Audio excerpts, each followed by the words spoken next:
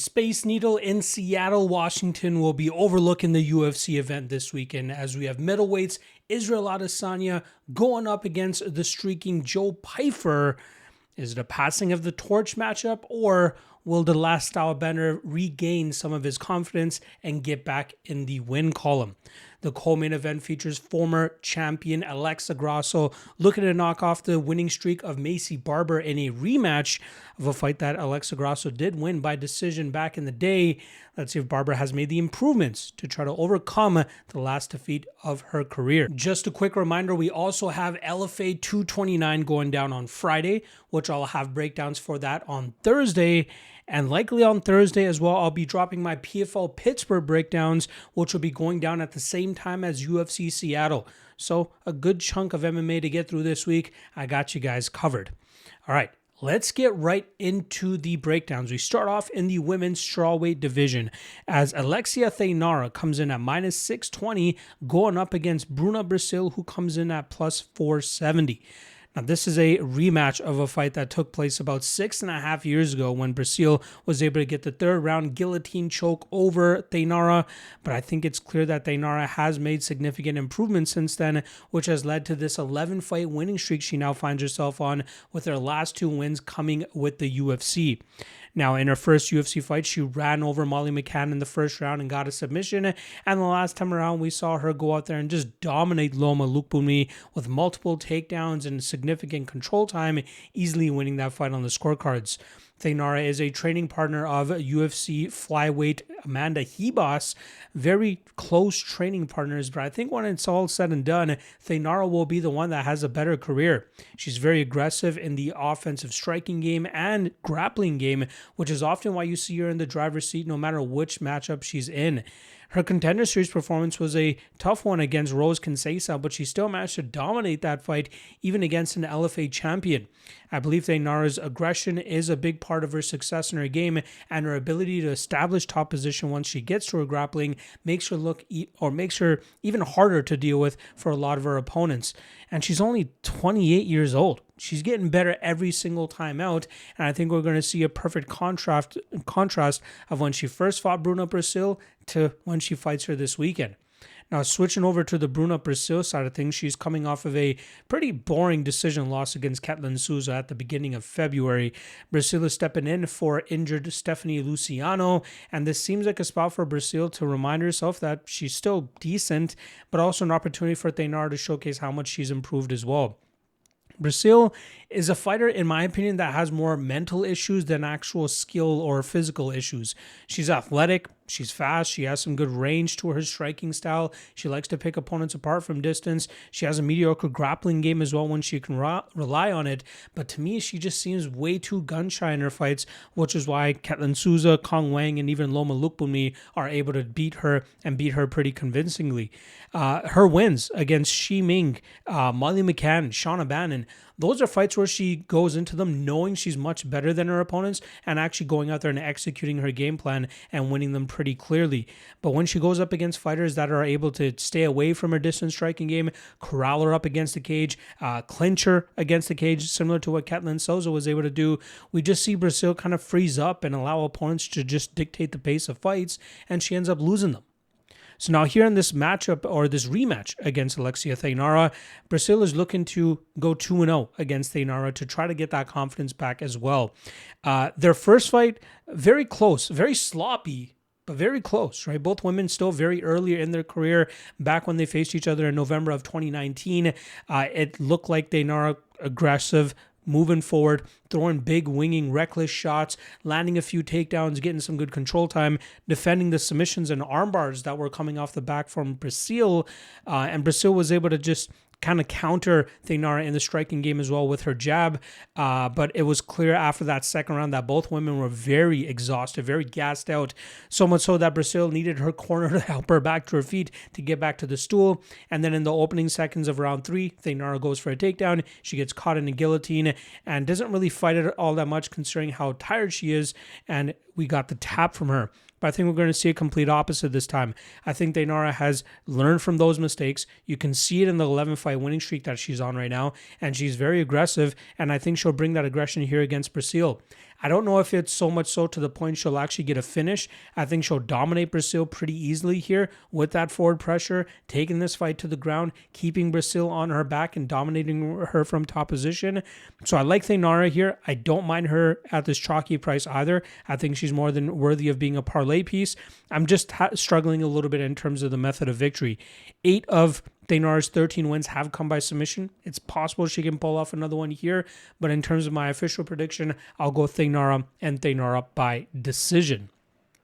Next up, we got men's bantamweights going at it here as we have Ricky Simón coming in at -145 going up against Adrian Yanez, who comes in at +125. Now, this fight was put together on somewhat short notice, and I think largely due to the fact that Ricky Simón is from the area. And he wanted to get on the card, and the UFC found him a willing opponent to throw down with him this weekend. Now, Simón is looking to bounce back from his November loss to Raoni Barcelos, a fight that he started off decent with his striking and speed advantage. But as we started to get into deeper water, it was clear that Barcelos was the sharper and more effective striker, and that really caused Simón a ton of trouble. Simón tried going in on a few takedowns, knowing he comes from a wrestling background, but Barcelos was able to shut that down and then get back to his striking success, which seemed to really demoralize Simón as we got into the third round. Simón, as a striker, is a guy that relies heavily on his power, just as we saw with what he was able to do against Javid Basharat, a knockout win that snapped a 3-fight losing streak for Simón, and then even against Smotherman. He was able to utilize his striking to get to his grappling and really just rinse and repeat that style against a guy who had a sketchy defensive grappling game in Cameron Smotherman, who also took that fight on short notice. Simón, 33 years old, strong wrestling, big power in his hands, but if he can't get to the wrestling and if he can't knock you out, things start to go a little bit haywire for him, just as we saw in the Raoni Barcelos fight. Now, going up against Adrian Yanez now, this is a guy who, the amount of hype and momentum he had through his first 5 UFC matchups. He earned a performance in the night in 4 of those wins, and then a fight of the night against Davy Grant and a split decision win. Close fight, but he came out on top. But then his momentum got halted by veteran Rob Font, who was able to piece him up in the first round and finish him. And then Jonathan Martinez kicked his legs off for about 7.5 minutes before the stoppage. Luckily, Yanez was able to avoid the 3-fight losing streak by getting that nasty knockout win over Vinicius Salvador. Unfortunately, he had no answer for the all-around game of Daniel Marcos, who had good success in the first round. Yanez picked up the steam in the second round, but then Marcos got to his grappling in the third round and was successful in terms of containing and muzzling Yanez's game. Yanez at his best. Slick striker, good combinations, good timing, good distance management, pivots off the cage pretty well. His defensive striking is usually not that bad. Usually takes a good shot. I was kind of surprised that Font was able to hurt him as much as he did. The Martinez KO loss, again, that was from leg kicks more than anything. His chin seemed fine in that fight. But he's trying to recapture the momentum and the success he had when he first came into the UFC. But I think he was kind of grounded a little bit due to the losses that he's had over his last couple of fights. His takedown defense normally looks quite good. I think it takes guys like Daniel Marcos to mix up a threatening enough striking game to get the fight to the ground and kind of bridge the gap between the striking and grappling. Otherwise, he's pretty good in terms of just picking opponents apart and finding opportunities to get the knockout. Now, in this matchup, Yanez will surely be threatened in the wrestling game with Simón looking to get this fight to the ground, but I think Yanez has good enough takedown defense and at least get-ups to get back to his feet in a timely fashion and then really start piecing up Simón on the feet. Simón, I think, will struggle to get to a big shot to put Yanez away. Yanez will have a 1-inch height and a 1-inch reach advantage, so a bit of a wash there in terms of the metrics, but I still think that Yanez will showcase his striking and edge here, which is why I like him as a plus 125 dog. I think so much so that he might even be able to uncork a big knockout here. So I'm going to go with Dr. Pepperman, Adrian Yanez, as he goes out there, finds a big shot, and puts Ricky Simón out. All right. Moving over to the light heavyweight division now, we got Navajo Stirling coming in at -600, going up against Bruno Lopes, who comes in at plus 450. Now, Stirling, undefeated still, 8-0 in his pro career, 3-0 in the UFC, and as you see him working through his UFC career, he is becoming more well-rounded. You know, he came into the game strictly as a kickboxer, going out there, knocking opponents out, picking them apart, outpointing them on the feet if he must. But in the Ruslan fight, he landed 3 takedowns. In the Bellator fight, he landed 1 takedown, but still got solid control time. And I think that goes to show how he's trying to mesh his game out so that he can be the best striker that he could possibly be by showing guys that he could possibly threaten with takedowns if that opening shows itself. He's very calm, very composed, still only 28 years old. Picks his opponents apart from distance very well. Good striking defense. His grappling defense looks quite good as well. He's not a guy that often gets taken down and grinded out. Even when guys are able to get him down, he does a good job in terms of working back to his feet. And I love everything about the kid. He has all the chops to be a successful light heavyweight, especially when you consider how thin the light heavyweight division is. Now, he's going up against Bruno Lopes, who's looking to bounce back from a May 2025 knockout loss at the hands of Dustin Jacoby.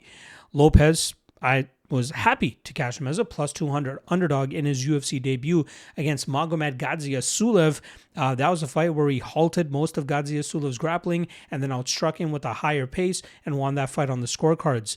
Lopes is more of a grappler than anything. I believe he's a BJJ black belt. He has a bit of judo in his back pocket as well.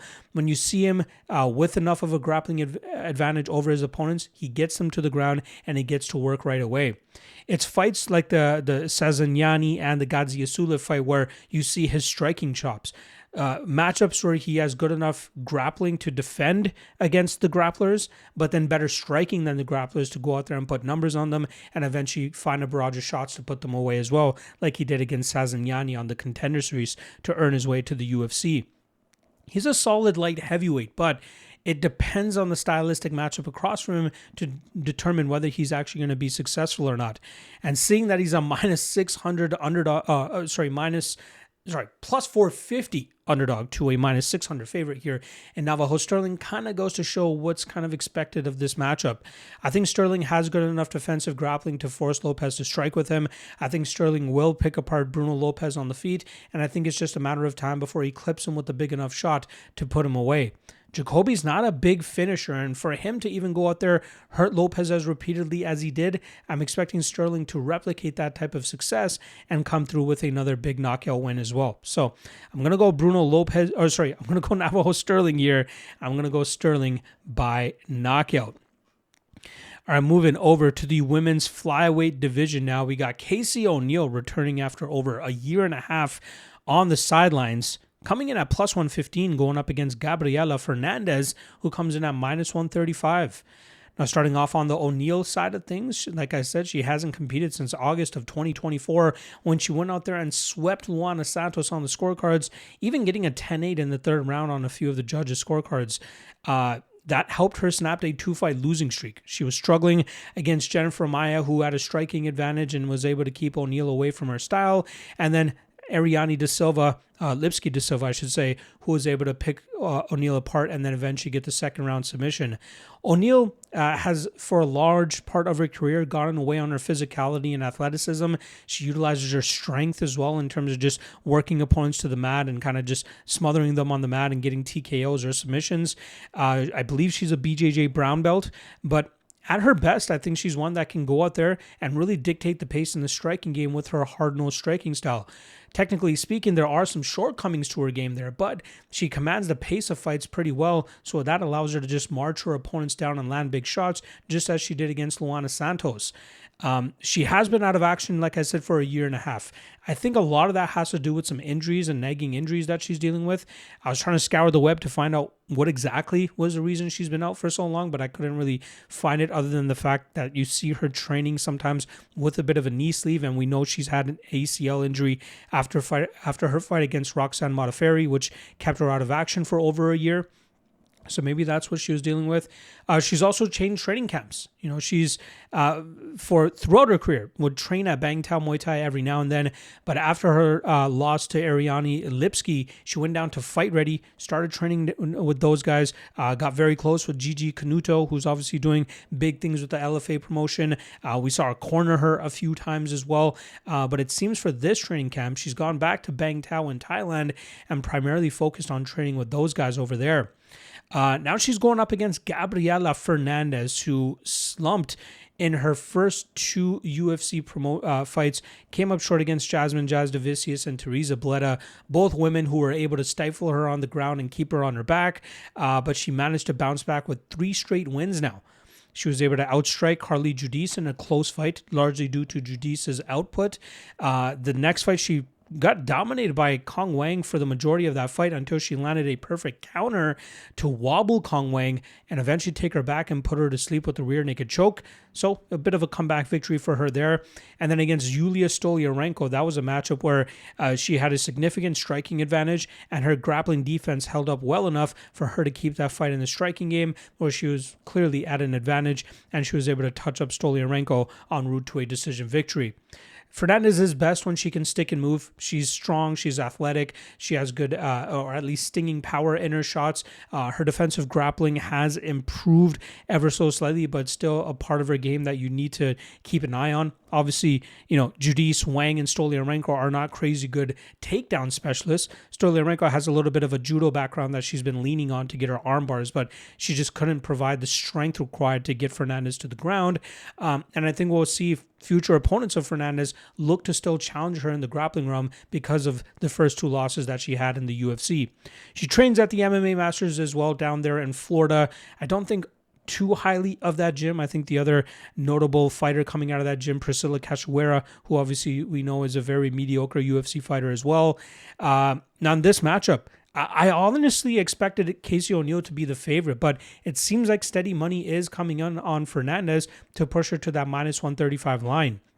I think people expect Fernandes to replicate what Jennifer Maia and Ariane Lipski were able to do to Casey O'Neill. Just outstrike her on the feet, keep her at bay, and just pepper her with jabs. But I think O'Neill has kind of learned from those matchups. She'll crash the pocket a little bit more effectively now. She'll mix in the grappling at opportune moments, and I think that will often keep Fernandes on the defensive. I think we'll see O'Neill start to run away with this when she can really establish her grappling and that top control, and that could either lead to a submission win for O'Neill or just her grinding this fight out and winning it on the scorecards. I'm going to go with the latter of the two here as O'Neill wins by judges' decision, pulling off the upset there.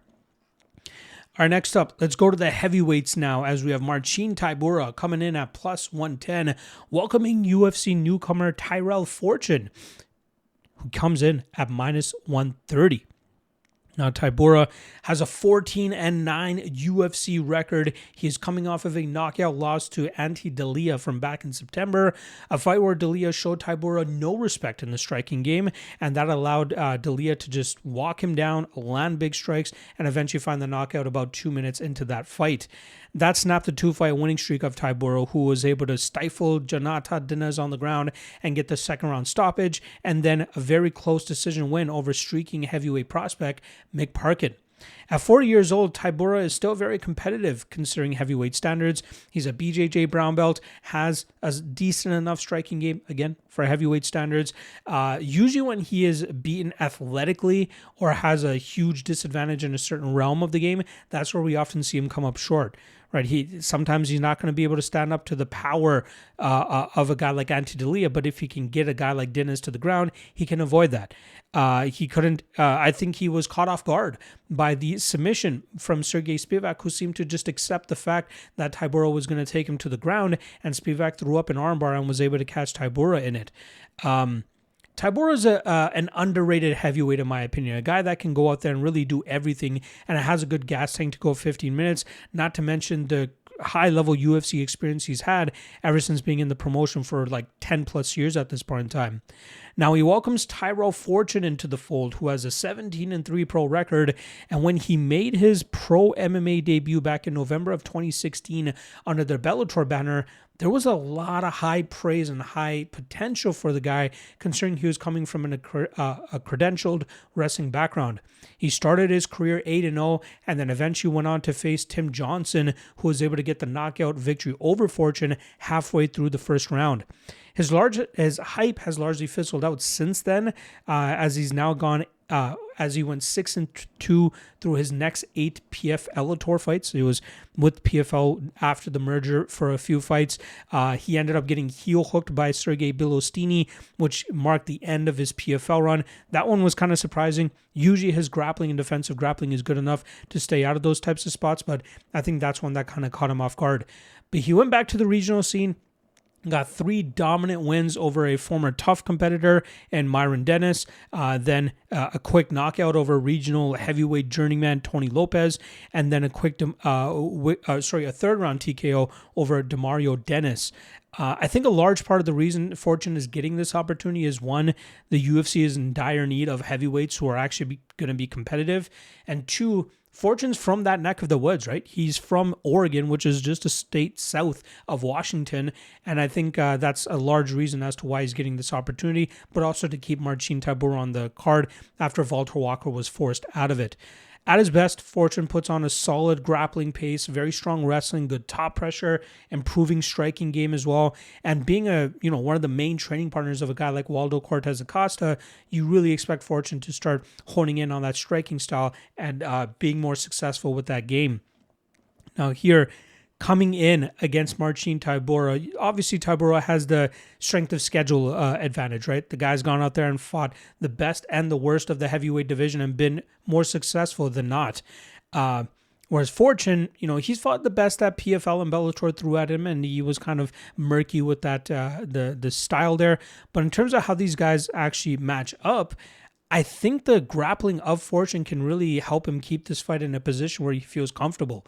Tybura might have a little bit of a striking advantage because of just how comfortable he is there, but I think when Fortune finds himself in trouble, he will look to get this fight to the ground, and I think he can do it successfully. The only thing that gives me a little bit of a pause in terms of the confidence level I have in this is that heel hook loss that he has to Sergey Bilostini. It would not surprise me if Tybura looks to attack with a lot of submissions here and try to catch Fortune with something, but I think he's going to struggle to do so. I think we'll see Fortune having shored up those submission defense issues, and I think that would lead to him grinding this fight out and having a successful UFC debut. If he wants to march forward and throw big shots similar to what Ante D'Elia did, it's possible he could get a knockout that way, but I think we'll see him lean on his grappling, his strength, and his wrestling, and that should be enough for him to grind Tybura out here to win in his UFC debut by decision. All right, let's move over to the lightweight division now, where we got Chase Hooper coming in at minus 240, going up against Lance Gibson Jr., who comes in at plus 205. Now, last time around, Chase Hooper ended up getting knocked out by Alexander Hernandez in the dying seconds of round 1.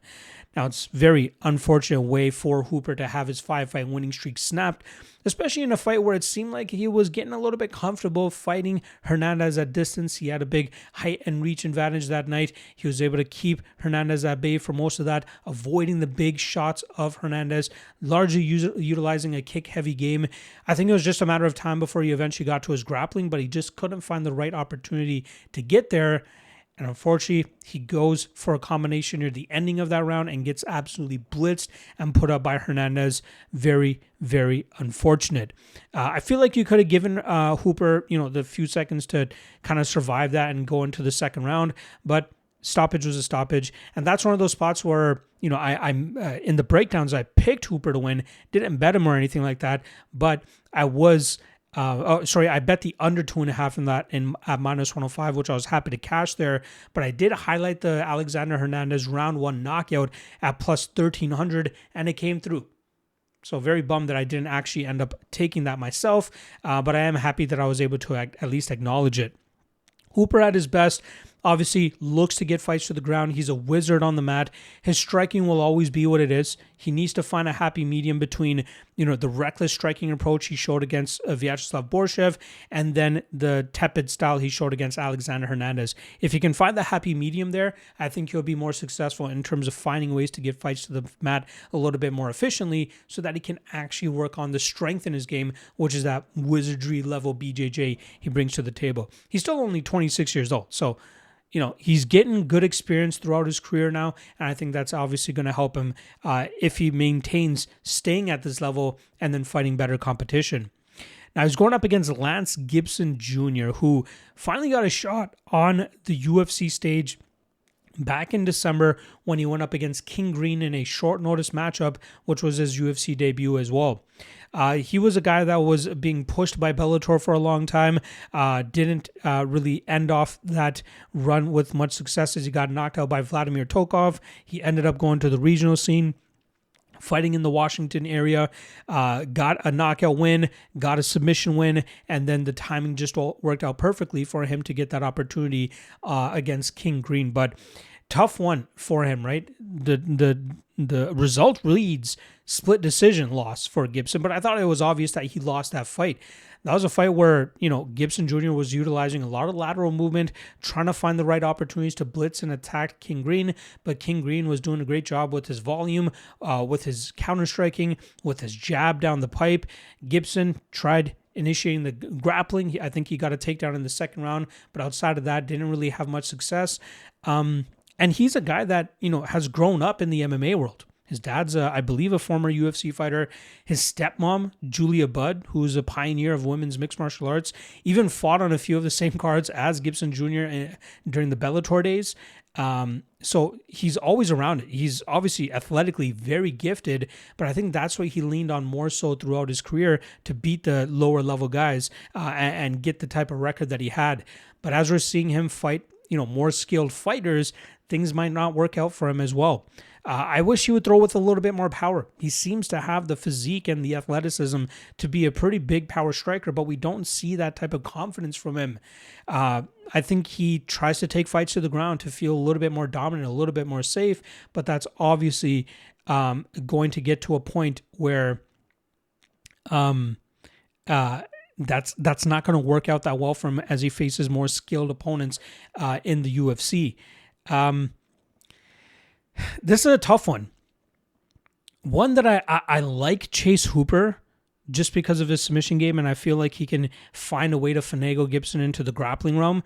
But I believe the strength and the athleticism of Gibson can keep him away and keep this fight standing more so. I think Hooper would need to apply what he did to a Vyacheslav Borshev, drive forward recklessly, throw big shots, try to find a shot that would hurt Gibson, and then get into the grappling realm. I think if he tried to straight up wrestle Gibson Jr., it won't really work out for him. That's why it's hard for me to get behind the minus 240 line, because if Hooper can't get to the wrestling, this could be competitive. Gibson's not a crazy good striker, but his athleticism and speed could allow him to land some big shots here on Hooper.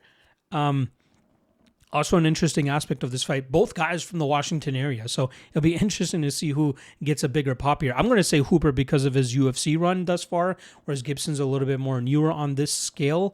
But still, very interesting aspect for that fight. But in terms of how I see this one going down, I am going to go Hooper. I think it's just a matter of time before he finds a way to get this into the grappling realm. And I think from there, he eventually pulls off a submission. But I can't get behind minus 240. I think it's going to get hard. It's going to be hard for him to get this fight to the ground.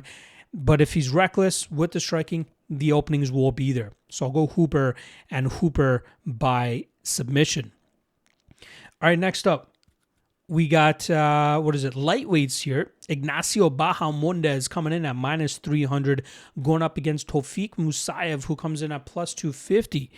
Now, Bahamondes had his 3-fight winning streak snap last time around as he went up against Rafael Fiziev, a fight in which he held a decent height and reach advantage, as he normally does throughout his matchups, but he was unable to maintain that distance as Fiziev constantly crashed the pocket, landed big combinations, even found some grappling success in deep water there to keep Bahamondes on his back. Bahamondes is a fun fighter, very good striker, long-range weapons. We see him at his best when he knocks out guys like Manuel Torres at Noche UFC. Did a great job in terms of keeping Torres at bay. His defensive grappling has caused him issues in the past, but you do see him working on being a little bit more active with his submission game, although he wasn't really able to do much against Ludovic Klein or Rafael Fiziev off of his back. Crazy good cardio as well. We know he can go a hard 15 minutes if he needs to. I believe he had he had his confidence at an all-time high as he went up against Fiziev, but it was still a hard matchup for him to have much success considering the Muay Thai background of Fiziev and how effective Fiziev was with implementing that style. He's still only 28 years old, right? So there's still plenty of time for Bahamondes to accrue experience and become a better fighter. And then training at Valley Flow System in Chicago,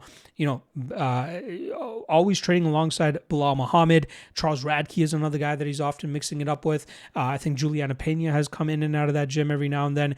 But this is Ramiz Brahimaj, who had a bit of a career resurgence under that team. Bahamondes still has solid potential and a guy that can really make some noise if he just dials in the grappling defense a little bit more, so he can keep fights in the striking game, find ways to create scrambles, find ways to throw up more submissions, find ways to quickly work back to your feet, not settling on your back. That would definitely help him out. Now, he's going up against Tofik Musayev, who was very highly touted, especially from 2015 to 2019 when he had a crazy 15-fight winning streak. Unfortunately, he had it snapped back in June of 2021 against the slick BJJ work of Roberto de Souza.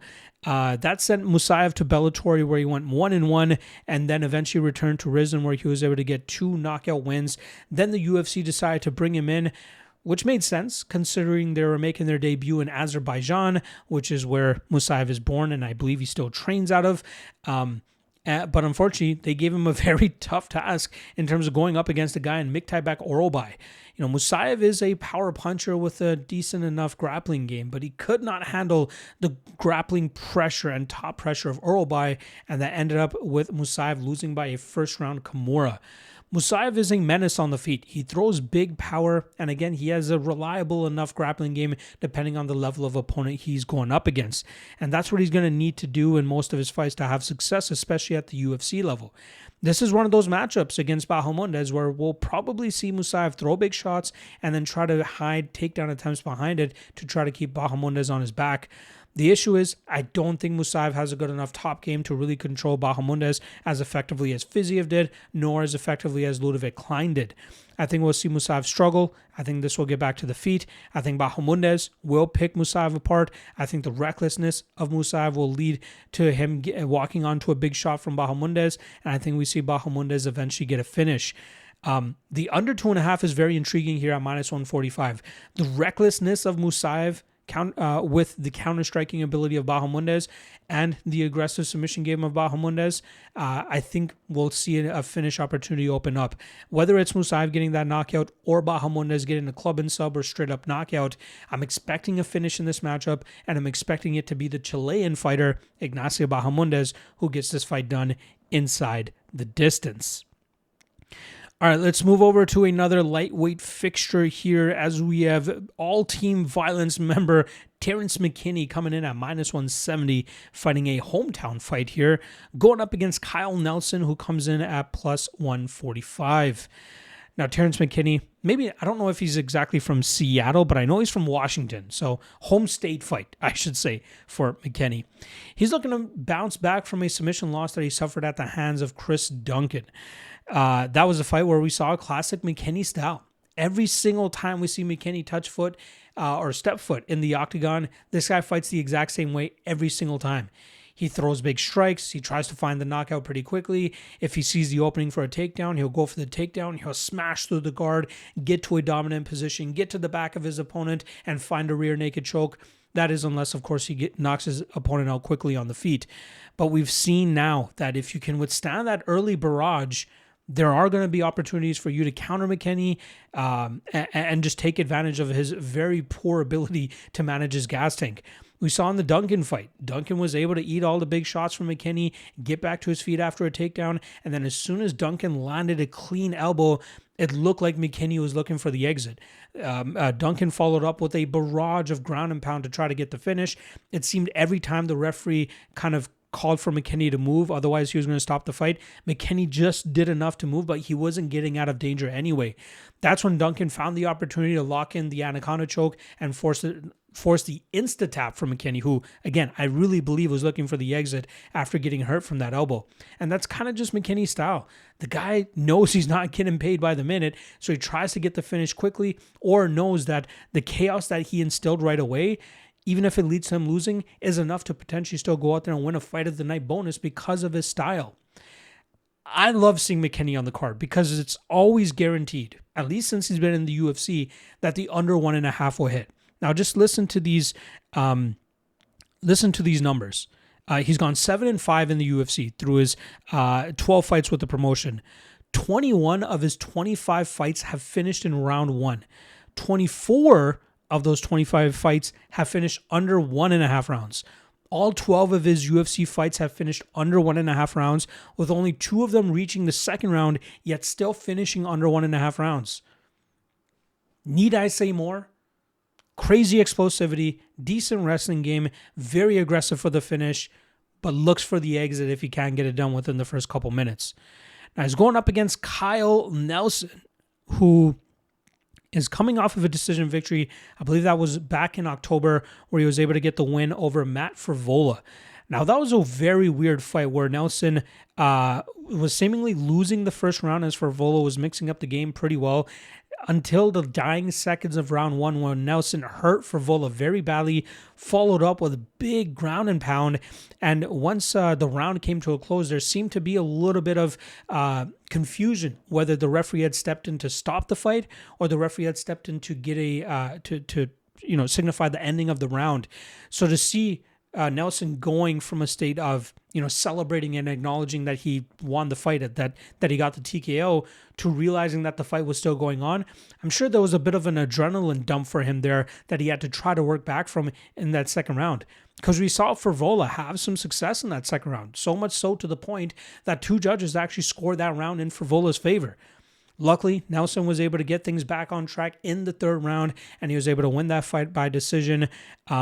And I gotta say, as a guy that's watched Nelson fight on the regional scene before he made it to the UFC, I'm very surprised that he's managed to hold on to a UFC roster spot as long as he has. It goes to show that he has improved his game, right? He's become more than just a headhunter from what he was earlier on in his career. He's tried to implement a grappling game that hasn't really worked out for him, but there was that stint where he had that 3-fight winning streak where he managed to find the perfect happy medium, right? Of the power striking, the grappling, the control, and mixing all those things together and getting those 3 wins. But to come up short against a guy like Steve Garcia, not a bad loss, especially when you consider the run that Steve Garcia is on. He's fighting on the White House card against Diego Lopes in a few months, and then being able to bounce back against Matt Frevola. That should give Nelson some solid confidence. I still think that he's like a fringe UFC guy. Like I believe pretty much everybody he's beaten is no longer in the UFC, or at least in this last 5 stretch. I don't know if Frevola still has a roster spot. Regardless, he goes up against Terrence McKinney here in a fight that is sure to be violence just because of McKinney's style. I think McKinney's power will end up being too much for Nelson here. I think we'll see McKinney land big shots immediately on Nelson. I think that will rock Nelson, and that will either lead to McKinney getting a club and sub or just a straight up knockout. But no matter what, I think this fight finishes under 1.5 rounds, whether it's Nelson landing the big shot after McKinney starts to slow down, or McKinney just starting strong and finishing strong right away. I'm going to go McKinney. I don't want to bet him at chalk just because I know what kind of style he has. And if Nelson's chin holds up, he has the finishing ability to show McKinney the door, just as Chris Duncan did. So McKinney, round 1, I'm going to say knockout, but the under 1.5 is definitely the spot, even at chalk, to consider on shooting here. All right, let's move over to this middleweight scrap now, as we have Mansour Abdul-Malik coming in at -115, going up against Yusri Belgaroui, who comes in at -105.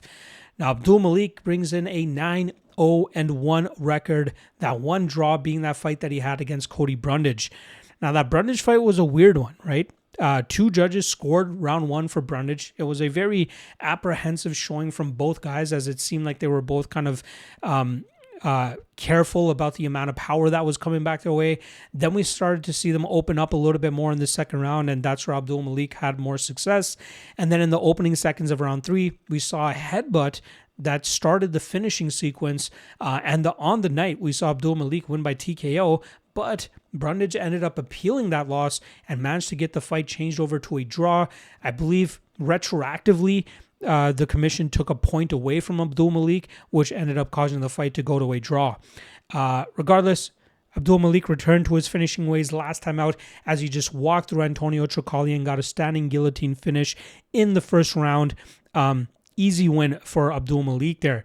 He's a solid fighter, right? He's very explosive, has a ton of power, ungodly athleticism, which has obviously gotten him a lot of those early wins in his career. But as we see him take steps up in competition, face guys that are not going to be intimidated by his power or his strength, we'll see guys actually start to fight back a little bit, just as Cody Brundage did in the first round of their matchup. And we're slowly seeing Abdul-Malik fight tougher and tougher competition, with the exception of Antonio Trocoli.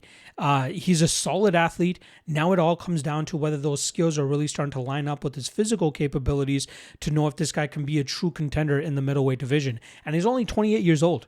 He has a solid training camp behind him as well at Extreme Couture. Eric Nixick's doing a phenomenal job with him, but this weekend will be a good test to see if he has what it takes to get to that next level. Now, he's going up against Yusri Belgaroui, who I've been very harsh and skeptical of ever since first coming across him on the Contender Series back in 2023, where he came up short against Marco Tulio. That night, he couldn't really deal with the power striking game of Tulio, nor the grappling that Tulio ended up bringing into that fight. He ended up losing it. Went back to the regional scene, got 2 pretty dominant wins while showcasing solid grappling improvements, which allows him to lean on his kickboxing style. And that got him another opportunity on the Contender Series, where he was able to get a 3rd round TKO, but ultimately not getting the UFC contract that night. Luckily for him, an opportunity on short notice came up against Azamat Bakoyev, and then we saw visa issues hinder Belgaroui from getting to that matchup. Luckily, the UFC still held on to him, gave him a full training camp to take on Bakoyev in October, and we saw him absolutely maul Bakoyev. Bakoyev could not sniff a takedown there. Belgaroui showcased his heavily improved takedown defense game. Again, that plagued him in the Tulio fight, so he knew he had to get back to work. We saw it in that regional run between his Contender Series performances, where his takedown defense looked very much improved. He was not settling for bad positions. He was constantly working back to his feet, attacking the lock, digging the underhooks, pivoting off, and then from there really getting back to his striking game, which is often where he has an advantage over his opponents. Again, he comes from a kickboxing background. He had a fight against Alex Pereira from back in the day, and that's where it seemed like Belgaroui started to build a relationship with Pereira. So when he really started to take mixed martial arts seriously, he moved over to the Teixeira MMA gym in Connecticut, and we've constantly seen him in Pereira's corner. Sometimes I believe Pereira has cornered Belgaroui as well, but they seemingly have dialed in on what Belgaroui struggled with in the past and is now making him a better fighter. At distance, this guy's so hard to deal with. 6'6", 79-inch reach, has a good jab, has a good understanding of distance management, and now with an improved striking game, it's starting to make sense why people are starting to trust him, especially against a hot prospect like Mansour Abdul-Malik. Now, when I studied this matchup late last week, Abdul-Malik was sitting closer to about minus 125, minus 130. So to see that money coming in on Belgaroui makes sense. After running the tape, it's starting to make sense. As a technical striker, Belgaroui is obviously much better than Abdul-Malik. If he can avoid the big power that's coming back his way because of the athleticism, speed, and power of Abdul-Malik, if Belgaroui can counter that or stay out of the harm's way, he should be able to stop the takedowns, which I think Abdul-Malik will eventually go for, and then from there really start picking Abdul-Malik apart on the feet. I think we'll see a little bit of cardio issue here from Abdul-Malik because he won't be able to dictate the pace of this fight. I think as he starts to get a little bit comfortable, he's going to get popped in the mouth with a jab. And I think that's what Belgaroui will be successful with, picking Abdul-Malik apart, and I think that leads to Belgaroui winning this fight by decision. All right, next up, featherweights throwing down here as we have Julian Erosa coming in at plus 250, going up against Larian Douglas, who comes in at minus 300. Now, Julian Erosa is coming off of a decision loss at the hands of Melkozai Acosta, and that fight snapped a 3-fight winning streak for the veteran. I believe that was the second opportunity he had of going on a 4-fight winning streak in the UFC. The first one was after in 2020 2021 to 2022, but then ended up getting knocked out by Alex Caceres. He returned 4 to 5 months later, got knocked out by Fernando Padilla. Then he took off an entire year and then returned with 3 straight wins, 3 straight finishes over Ricardo Ramos, Christian Rodriguez, and then a dominant showcase over Darren Elkins. The Melquizael-Costa fight was not all that bad. That was a close fight, but also goes to show when Julian Erosa's chin holds up, this guy's a very tough veteran to deal with. He's 36, so obviously up there in terms of age, but this guy has a very awkward and unorthodox striking style that has made it very difficult for a lot of opponents to have success against him. But if you can catch him on one of those unorthodox exits from the pocket, that's where his chin issues could potentially hold up. But the fact that his chin held up against a guy like Melquizael-Costa, who's gone out there and finished, Morgan Charrier, was the first guy to knock out Dan Ige earlier this year. That just kind of goes to show the wild card nature of Erosa's style and his durability. If it shows up, he's going to be hell to deal with. And we know he also has a very sneaky guillotine choke for anybody looking to take him to the ground. And he has great cardio to go 15 minutes if he needs to. Not to mention his experience. This is his 18th UFC fight this weekend, as well as his 44th fight overall. Now, he's going up against Lorian Douglas, who's looking to make his UFC debut after a dominant showing on the Contender Series, knocking out Cam Teague in just 36 seconds. Now, Douglas was a guy that was looking like he was just going to fade into obscurity, fighting constantly with the LFA, but not really building enough momentum to get to the UFC. That was until he ended up getting finished by Isaac Thompson, who is also now in the UFC. But it seemed that around that time, he joined the Bloodline team out in California, which is known for guys like Cub Swanson, Danny Silva, Rafa Garcia, even LFA champion Richie Miranda, and something just changed for him. He went out there, started knocking his opponents out. He ended up winning the title by knocking out, I believe it was Javier Reyes. Yeah, Javier Reyes, who is now obviously in the UFC as well, had some decent performances himself. Won the interim title there. Unified the interim title against Elijah Johns by knocking him out and then getting that call to the Contender Series last year and making good on it. Opponents in the past have looked to take him to the ground to try to muzzle him in his power, but he's done a great job in terms of working on his defense, and now he can go into the striking game and be very confident with the amount of power that he carries, and that's obviously, translated into all these knockout wins that he's been able to get. He's 30 years old, firmly in his prime, but this weekend will be a good test to see where he's really at, especially if Julian Erosa's chin holds up. And that's kind of my reason for not being overly confident on the Douglas side. I think he wins. I think he finds the knockout. I think he exposes the flaws in the defensive striking game of Julian Erosa because of the awkward style that he brings. But if Douglas can't find that big shot to put Erosa away, Erosa could absolutely make this fight very close, just like he did against Melquizael-Costa. So I think the way to go of this in this fight may be the Douglas knockout. Maybe that's how he ends up looking, minus 300 by actually getting that knockout. I'd be interested to see what that line actually is. I don't have access to the KO props as of yet. I would assume with Douglas being at minus 300 and all of his recent wins coming by knockout, we're probably going to get like minus 110, maybe minus 150 on the knockout prop. But I think that's how he ends up winning here. So I'm going to go Lorian Douglas. I'm going to go Douglas by knockout, but I'm just a little bit queasy about that type of chalk, especially if Erosa's chin ends up holding up. All right, next up in the welterweight division, we got the retirement fight for Michael Chiesa, who comes in at minus 525. He goes up against short notice replacement Nico Price, who comes in at plus 410. Now, Chiesa was originally scheduled to fight Carlston Harris. Unfortunately, Harris pulls out. Nico Price steps in, and I don't think Chiesa could ask for a better farewell opponent, especially with this fight taking place in his hometown, or home state, I should say. I think he's from Tacoma, Washington, not Seattle, but close enough. Then to go up against a veteran like Nico Price, who was also allowed Robbie Lawler to set off onto the into the sunset with a nasty knockout victory. Now, Chiesa hasn't been all that active as of late. He's more so a commentator and an analyst. But in recent fights, when he's been getting the wins, he's going up against good level of competition, or at least good level of competition for where he's at in his career. Obviously 38 years old, gets that submission victory over Tony Ferguson, submission win over Max Griffin, and then picking apart Court McGee in a fight where he really couldn't get the fight to the ground. When we see Chiesa at his best, it is him attacking with wrestling, attacking with his long limbs, and looking for submissions to put opponents away.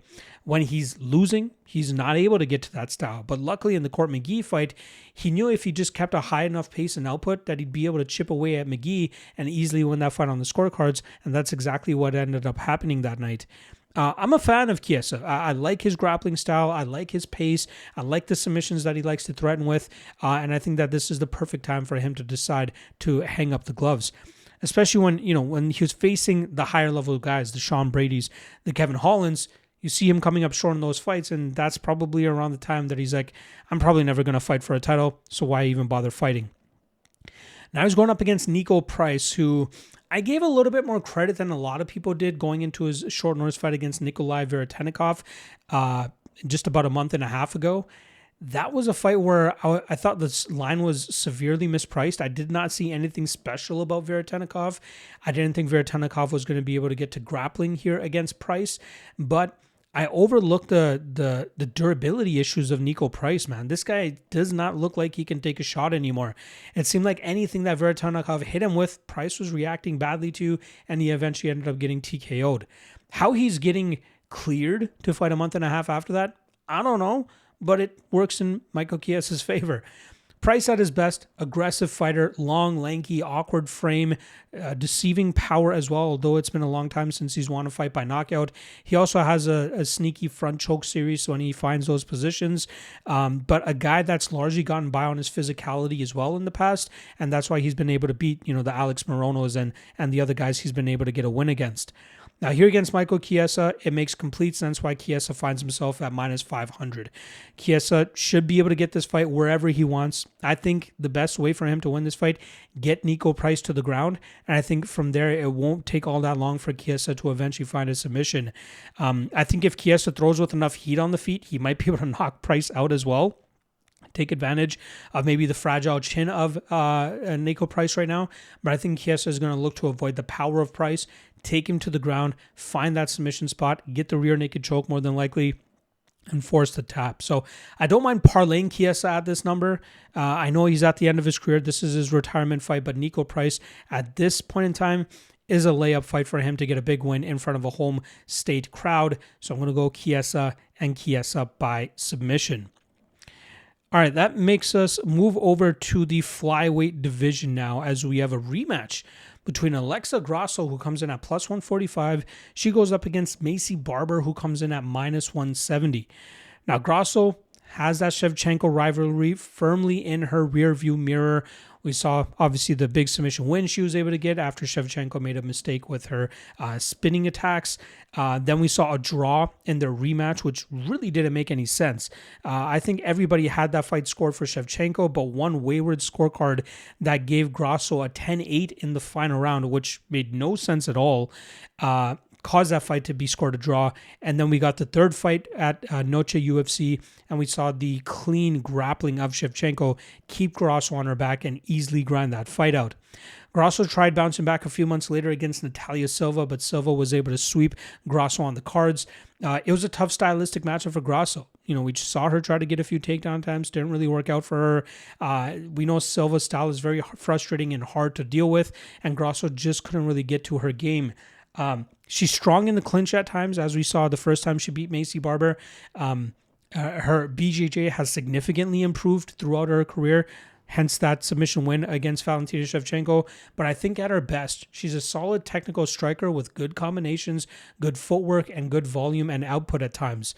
It's just the defensive grappling that has gotten her in trouble, obviously, against a very strong fighter like Shevchenko, and then obviously the mobile distance striking style of Natalia Silva. I think that's kind of given people a bad perception of Alexa Grasso. I think now with her fighting different stylistic matchups, we'll start to see why she got that title shot in the first place and why she was, I think she was like a very slight favorite against Maycee Barber the first time they threw down. But we're going to see solid improvements from both women here and see who's better at this stage of their career. Now, talking about Macy Barber, her last loss was actually to Alexa Grasso. Now she's coming back, 7-fight winning streak. Her last win over Karine Silva. She was scheduled to fight earlier in 2025 as well against Erin Blanchfield in a main event. She missed weight for that fight. And then on fight day, mere minutes before she was supposed to walk out, she had some sort of health episode, and that caused the fight to be canceled. Very weird circumstance. I remember that one playing out. Very, very weird. But Barber has really grown into this physique of hers. She's strong. She's capable. She was very strong earlier in her career as well, and that's what led to a lot of her wins. Her striking was very difficult to deal with. She had a lot of power for women's standard at the time, but her ability to land damage, her control in the clinch, that's all been a very good part of her game. The Caitlin Sermonara fight, that was one where I thought Sermonara would be able to pick apart Barber from distance, but Sermonara willingly engaged in the clinch with Barber time and time again, and Barber always reversed it and got off on better damage to win that fight on the scorecards. Barber is talented. She's good. She's still 27 years old. She's still quite young, but I think this fight will be a good indication of seeing how much improvement she's actually made and if she's ready to actually fight for a title in her next fight. Solid striking, good grappling, but now it really comes to show whether she has what it takes to fight for a title, like I said. So the first fight when these two threw down back in February of 2021, Barber was coming off of her first pro loss at the hands of Roxanne Modafferi. I think that's the fight that she suffered a significant injury as well. And then Grasso was coming off of a win over Ji Yoon Kim. Grasso was a minus 125 favorite that night. I ended up betting her that night and was successful with it. And most of that fight primarily took place in the clinch, and I thought Grasso was the one having more success in the first 2 rounds. Grasso also landed some good shots and threatened with a few submissions, and then in the final round, Barber started getting off on more damage in the striking game, but by then it was just a little bit too late. Since then, Barber is 7-0. Grasso is 3-2-1 with those losses and draw coming to Shevchenko. But I still believe that Grasso is capable of high-level performances. I think we'll see her outstrike Barber here. I think she'll end up landing better combinations. I expect this fight to play out close, just like the first fight did. And I think the only reason the odds are as wide as they are right now is because of the recent momentum of both women. When you see Barber undefeated since her last fight and Grasso, coming off a few losses, and obviously the perception of her having no grappling defense, I think is working into the favor of people looking to take that underdog shot on Grasso. That's where I'm kind of leaning here. Even if this fight was a pick'em, I think I'd still lean on the Grasso side. I think she is the slicker and more efficient striker. What I'm curious about is how much success Barber could have in the grappling and clinch game, considering that's probably where she's made her most improvements since the last time they threw down.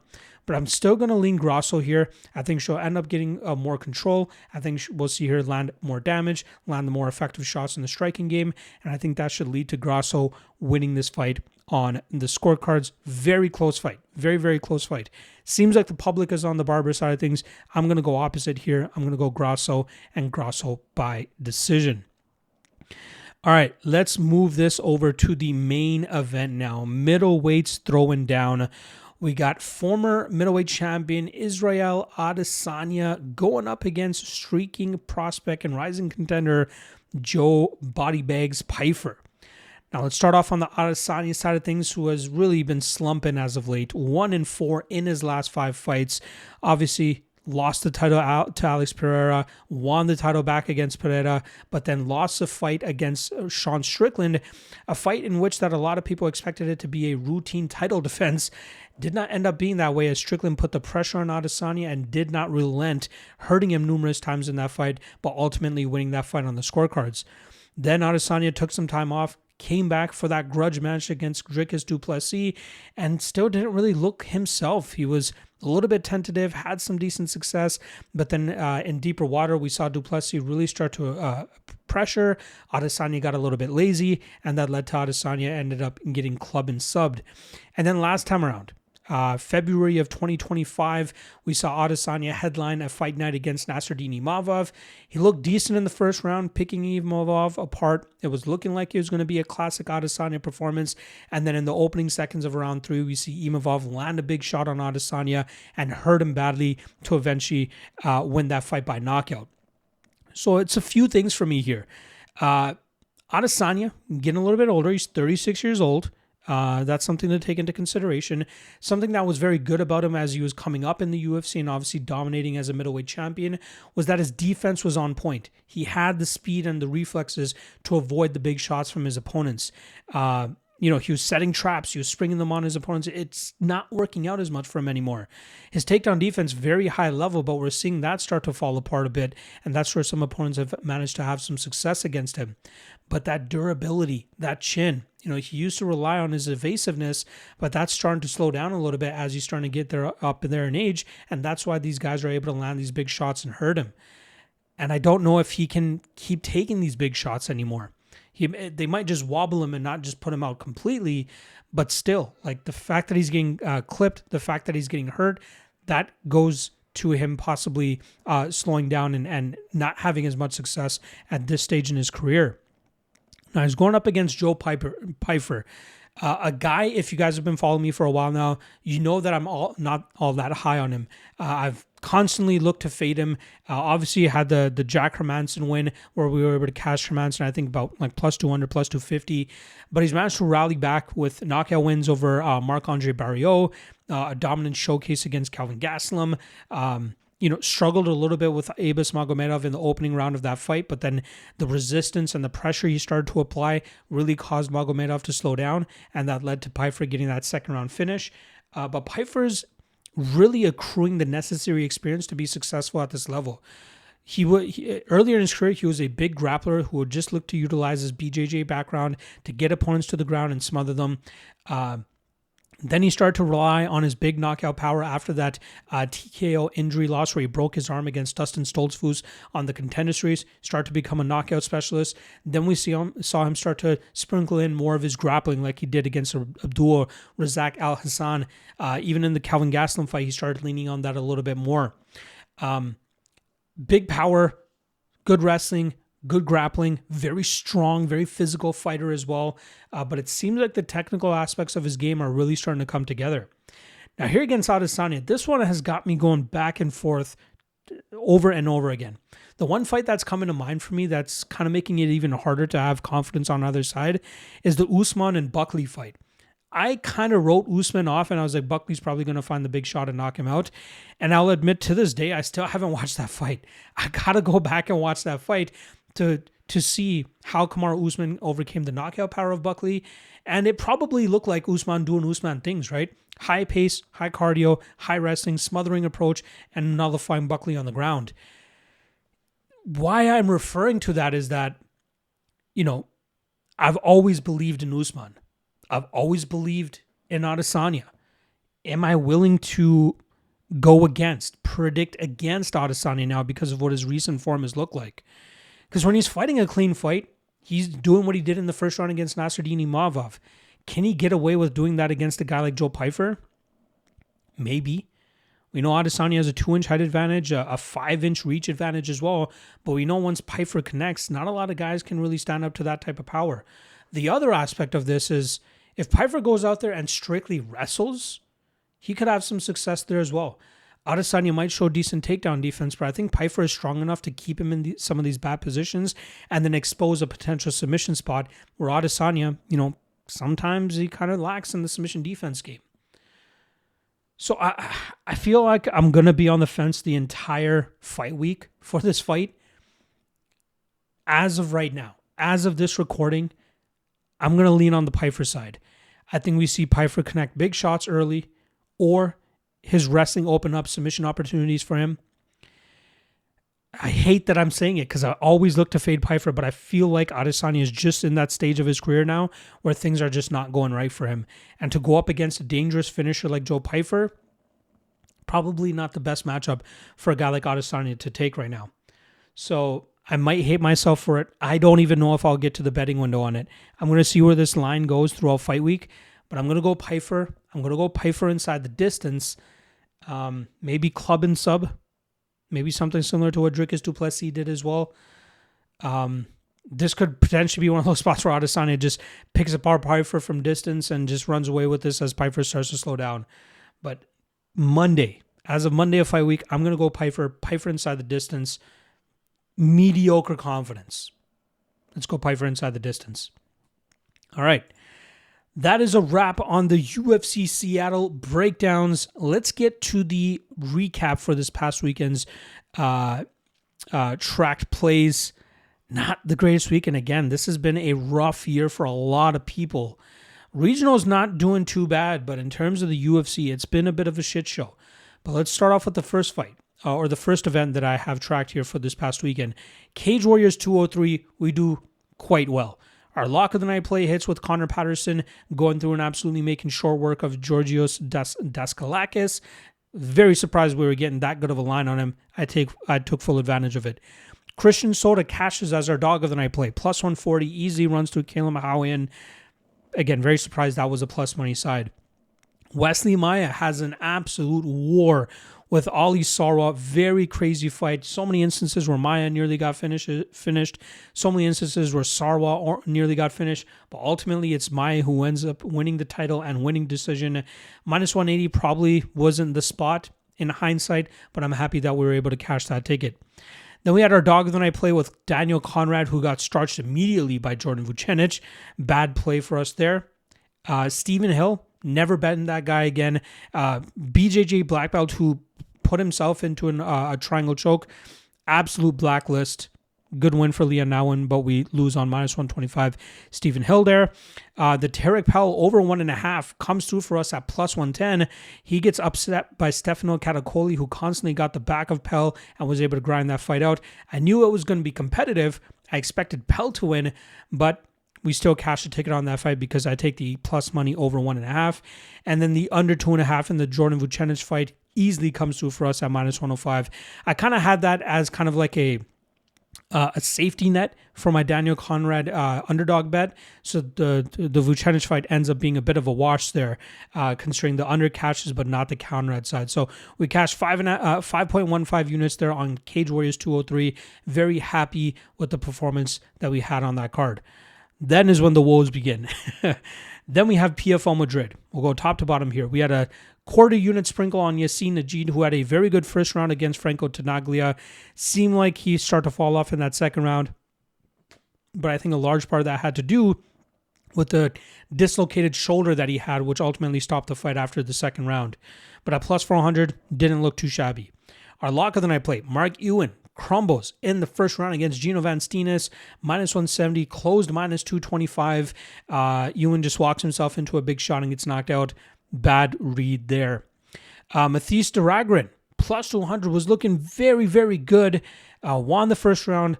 I think he lost the second round. Third round was mere moments away from winning it until he got rocked with the shot from Campos in the dying seconds of that round. And I think that's what swung the judges back to the Campos side. We don't cash that ticket. Fabian Edwards. I think he was our dog of the night player, plus 105.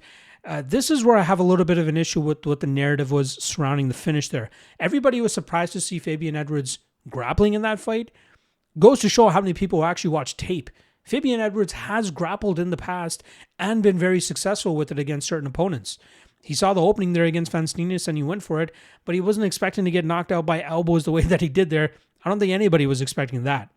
Edwards is a good striker, but he is a well-rounded mixed martial artist, and if he were to just go out there and strictly strike with Van Steenis, I thought that would have been a bad game plan for him. So for him to go out there and grapple the way that he did, I was fine with it. Watch the tape. He's been successful with it in the past. Just didn't work out for him that night, and we take an L on it.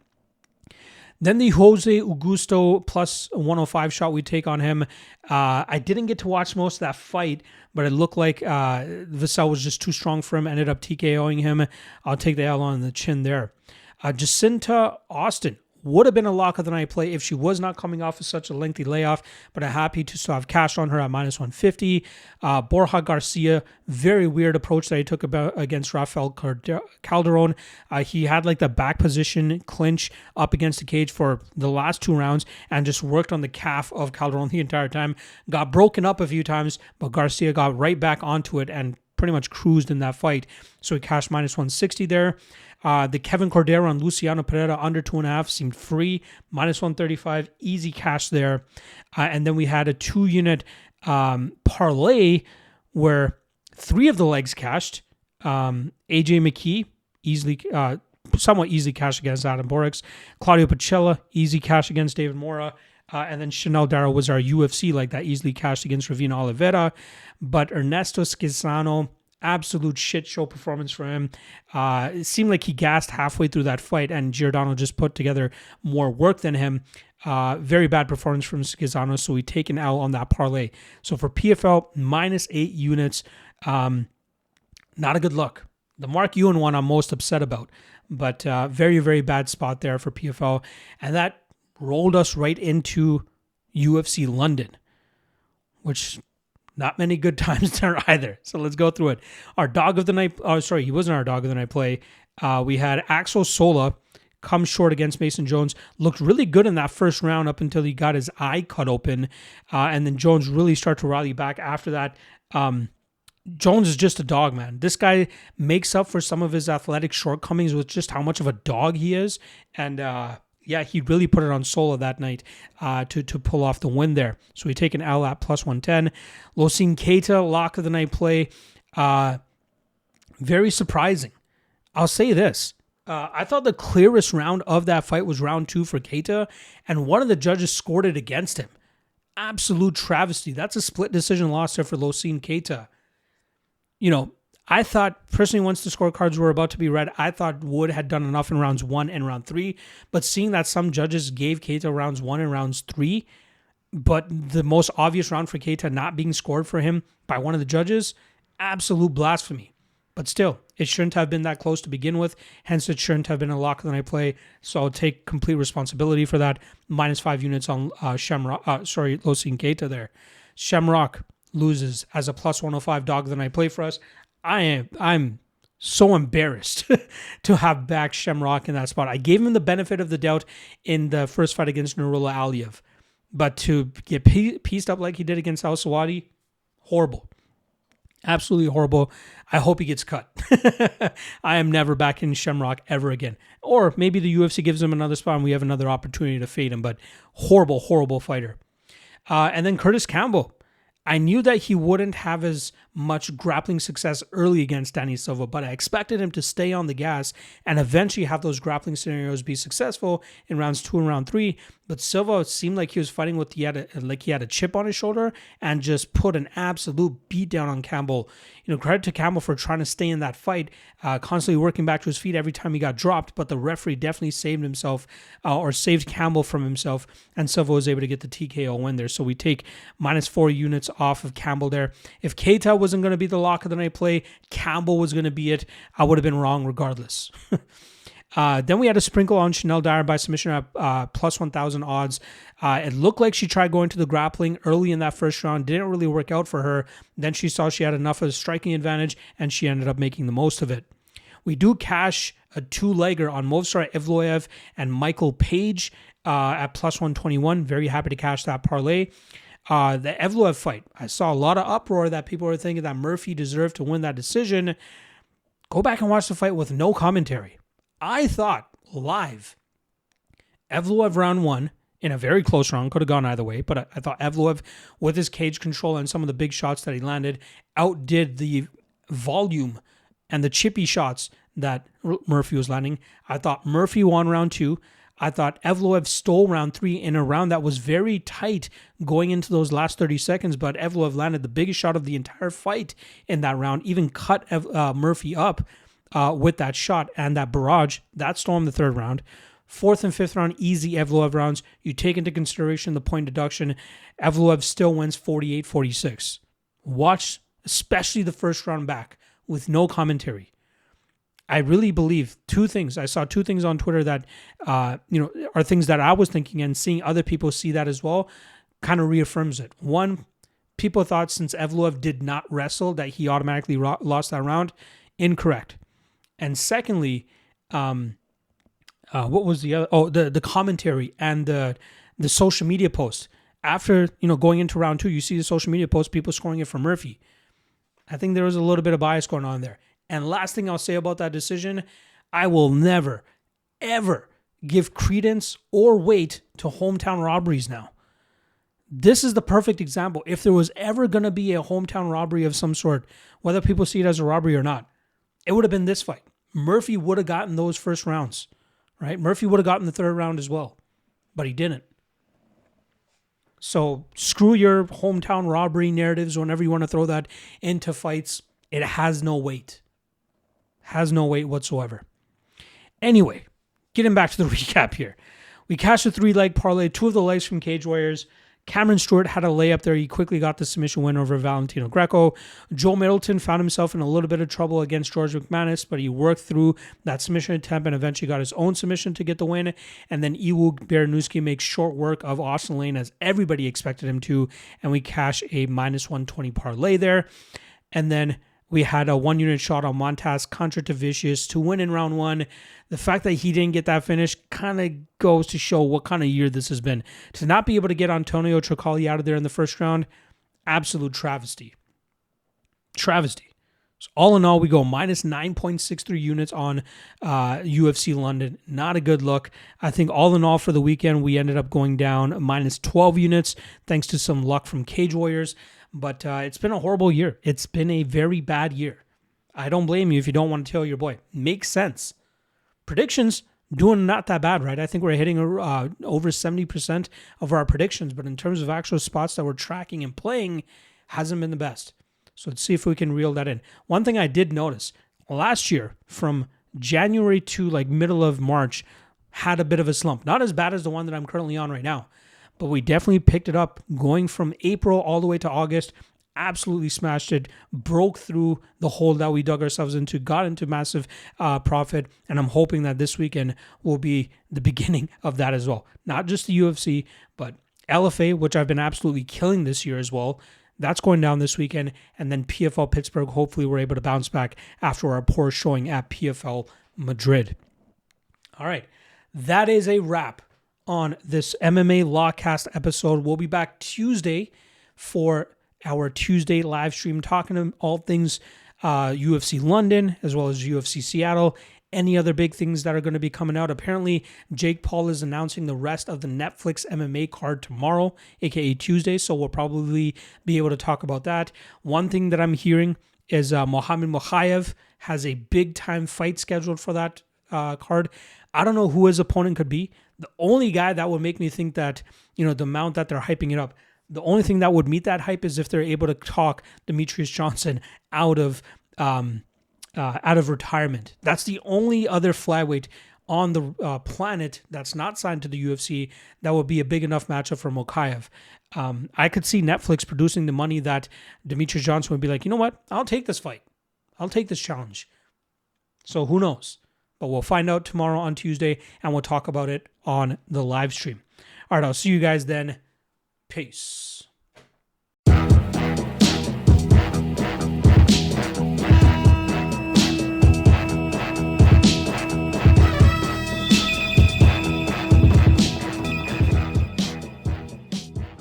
Last thing.